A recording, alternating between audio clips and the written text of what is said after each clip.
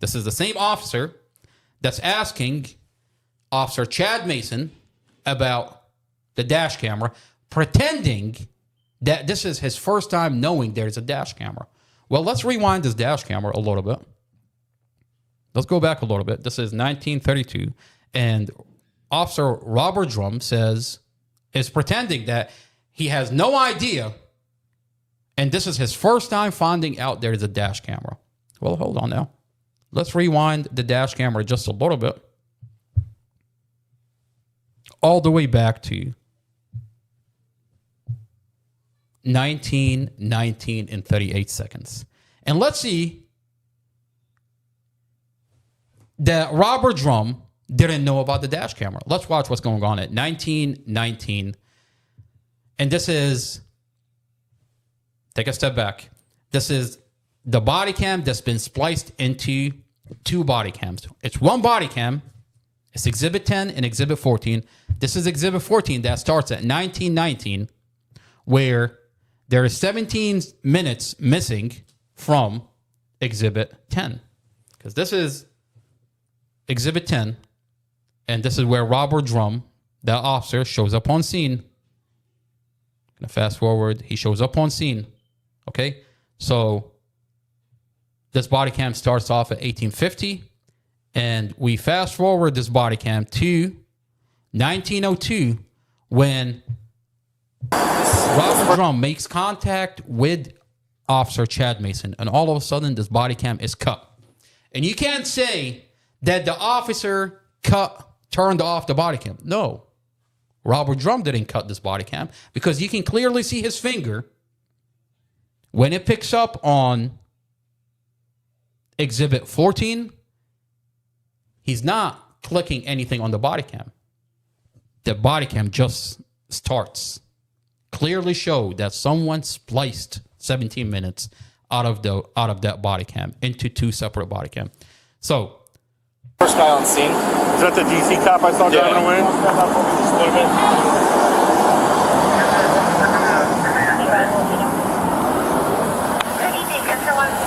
All right, so long story short. here you can see his finger. Here he mutes the body cam. He didn't cut off the body cam.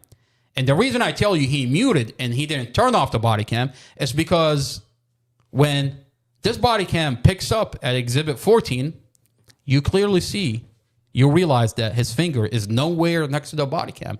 The body cam just starts rolling. Look.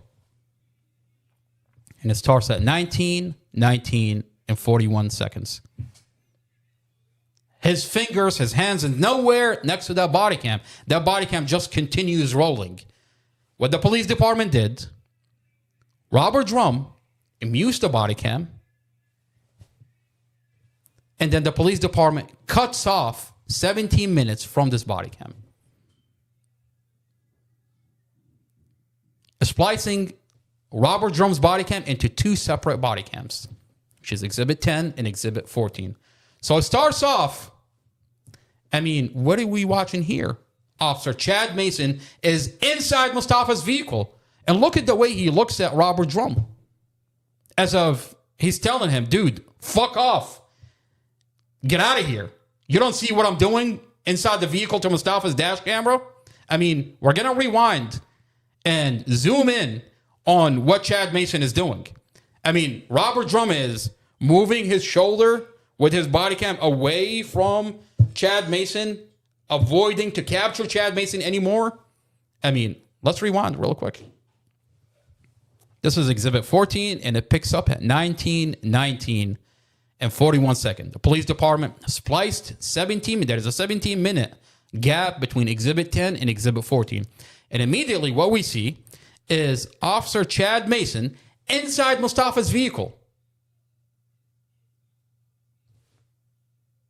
So, Robert Drum wants to tell us that at 1932, that's when he found out about the body cam, the dash camera, inside Mustafa's vehicle. Well, here at 1920, you're making contact with the officer inside Mustafa's vehicle, and clearly you see there's a dash camera. That dash camera is right there. It's on the windshield.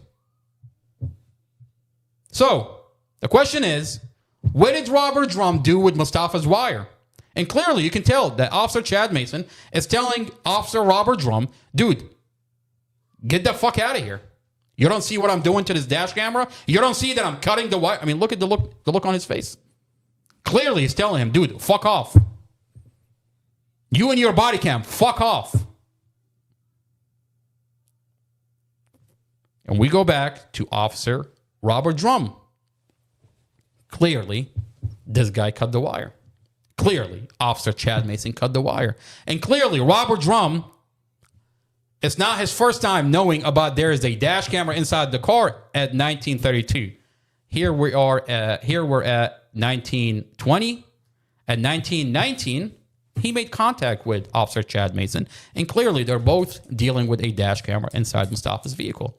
The most crucial piece of evidence that's going to shed light on this whole entire case. So, you have Chad Mason inside Mustafa's vehicle telling Robert Drum to go away with his body cam. The police department is covering up for this officer by chopping up 17 minutes from this body cam. And the real question is, here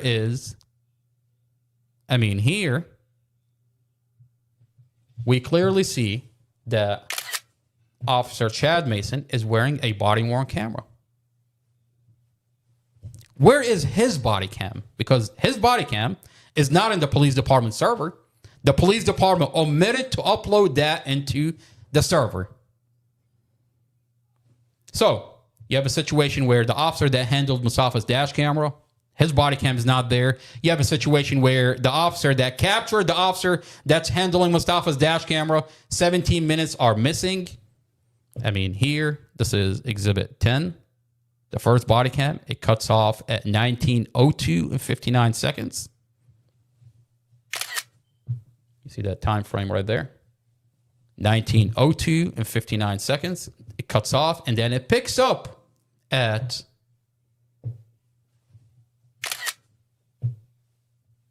19:19 and 38 seconds. When you count the minutes of what Prince William County Police Department spliced out of this body cam into two separate body cams, it's 17 minutes. So, where are the 17 minutes that are missing? And clearly, this shows that the police department is covering up for the officer that cut and muted Mustafa's dash camera and cut the wire to say that because of the wire, this dash camera is cut. As if that makes any kind of sense. So we go back to Officer Chad Mason at 1932 and what he said when asked about the dash camera. And the two things that you want to look forward is his reaction normal? Does it make sense? And two, is Robert Drum, the officer that's wearing the body-worn camera, is that his first time knowing about the dash camera inside Mustafa's car? Clearly, we just saw him interact with Chad Mason earlier in the body cam, so he knows about the dash camera, but here he's pretending that's his first time knowing about a dash camera. Let's watch that one more time before we go into what they're saying in court. You got a thing? No, there's this first rotate up there. How about cameras? We got any cameras? So they have a dash camera on the. We got car. Target. Yeah, Target's a dash cam. That's a Target's dash gonna cam. pick up big time. Is it still running? Can't. No, the cable's broke. So I mean, I don't know if it was broke before or broke now, but it's broke. I am starving like mom. Yeah, I'll get you some food in a minute here. I just need water. Just water. That I have a case. I have a whole case of water. Both nights. As soon as I go walking to WDS to fucking eat, both nights. I was just turning on. Now, one other thing that we found out is that the officer with the hat, immediately when he's asked about the dash camera in Mustafa's car, that body cam is cut. Let's go into Exhibit 11. So Exhibit 11, if you fast forward to, let's see if we can find it. There we go. at 1932. If you fast forward to 1932, this is the body cam worn by the officer that's wearing a hat. And that's when it captures when he says, "I'm hungry," the wire is cut. You fast forward to 1932 and 33 seconds.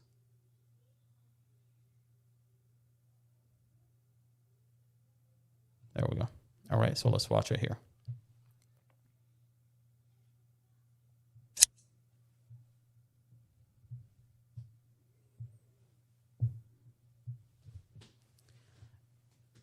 This is from the body cam worn by the officer that was wearing a hat.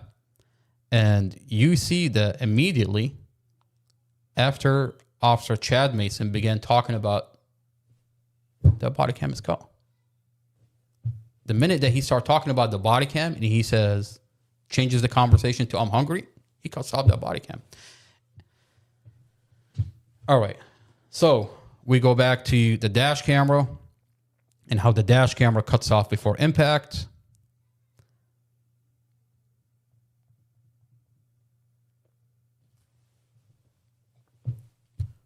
Okay. The dash camera is cut. Clearly is cut before impact, and you're talking about body cams that are missing. See how it cuts off inside the vehicle while the camera facing outside the vehicle is still rolling. So Officer Chad Mason clearly cut this dash camera and he muted it. And to cover up for this officer, the police department is cutting, splicing body cams, muting body cams before uploading them to the server to protect this officer that cut and muted Mustafa's dash camera. Now, one interesting thing that is coming out of court, and we're going to go into what they're saying in court, is that Brad Haywood, in a Brady motion, was granted the whole entire Brady motion, except for one thing. And I found it interesting that he didn't fight for it. He didn't push back on it. Is the communication of Prosecutor Sarah Sammy with those officers, the communication of Sarah Sammy with the individuals that are alleged witnesses. Now, to find out if you have a situation where the police department is uploading to protect these officers, you're talking about a situation where the police department is cutting and muting body cams before uploading to the server, that the prosecutor doesn't know that the police department is doing this. You go into the communication. Is the prosecutor in communication with those officers, in cahoots with these officers? She knows about the police officers cutting and muting these dash camera. The way you verify that is to get her communication. Now, by law, Mustafa's defense attorney, Brad Haywood, was entitled to the communication. But Judge Carol Weimer, to protect this prosecutor, denied the release of the communication. By law, Brady versus Maryland, specifically if you have a case where there is bias inserted into the investigation, you have to release the communication. Specifically when you find evidence that the police department falsified the case, you have to release the communication.